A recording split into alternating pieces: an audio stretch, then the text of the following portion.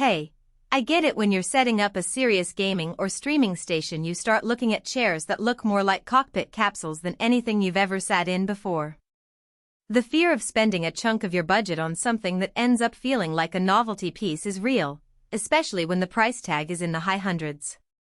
That's why I'm breaking down the Imperatorworks CLUVENS Manticore Model Zero Gravity Gaming Chair, so you can decide if it's the right fit before you click Add to Cart.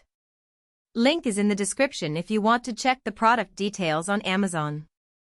First off, this isn't a regular office chair you push around an 8-hour desk. It's marketed as an executive boss seat with a full-size cockpit frame that can cradle 3 monitors side by side, or one massive 49-inch or 57-inch screen, and even expand to 5 monitors if you're into that kind of wall of pixels setup.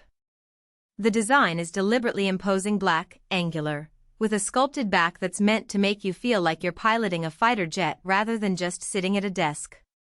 That visual impact can be a selling point if you stream or create content. The chair itself becomes part of your on-camera backdrop, giving viewers a high-tech vibe without any post-production tricks. Who should actually consider this chair? If you spend a solid 68 hours a day in front of multiple screens, think professional streamers, simulation gamers, or even graphic designers who need a wide visual field. It can be a genuine productivity booster. The manual open keyboard tray and armrests are built to swing out with a single motion, making it easy to slide in a full-size mechanical keyboard and a mouse or a drawing tablet without having to wrestle with a cramped fold-away. That little bit of engineering saves you from the awkward "how do I get my mouse out" dance that plagues many compact gaming chairs.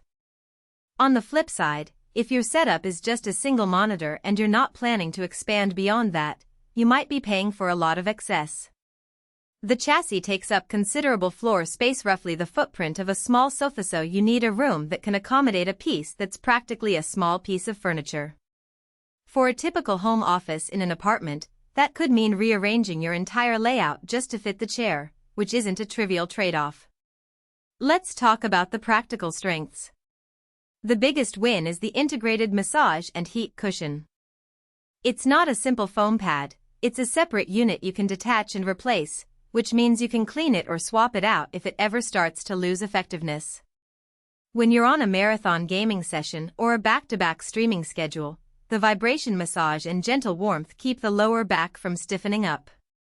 I've seen users in forums mention that they can actually feel the tension melt away after a half-hour of use, which is a tangible benefit you don't get from a plain seat.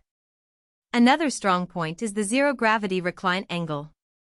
The chair tilts back far enough that your feet can rest comfortably on a footrest that pops up when you lean, taking pressure off the hips and encouraging better circulation.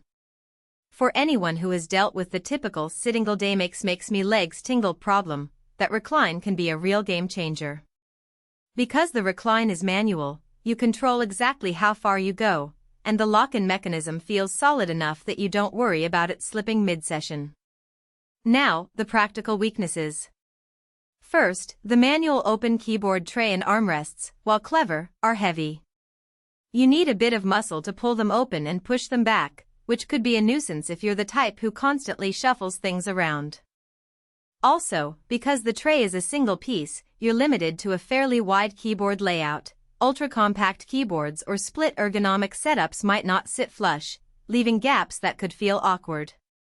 The chair's weight is another consideration. At over 150 pounds, you'll need a sturdy floor. Carpet works, but thin wooden floors can creak under the load, especially when you're shifting positions. A hidden trade-off shows up when you try to use the multi-monitor capability. The chair's backrest is thick and wraps around, which is great for support, but it also means your peripheral vision can be partially blocked if you push the side monitors too far out. The optimal configuration that the manufacturer recommends is 3 24-inch monitors placed within a 120-degree arc.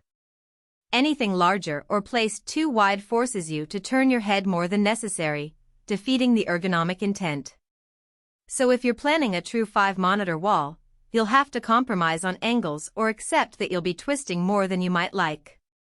Durability-wise, the frame is welded steel, which should hold up under daily use, but the upholstery is a synthetic leather that, while sleek, tends to show fingerprints and minor scratches quickly.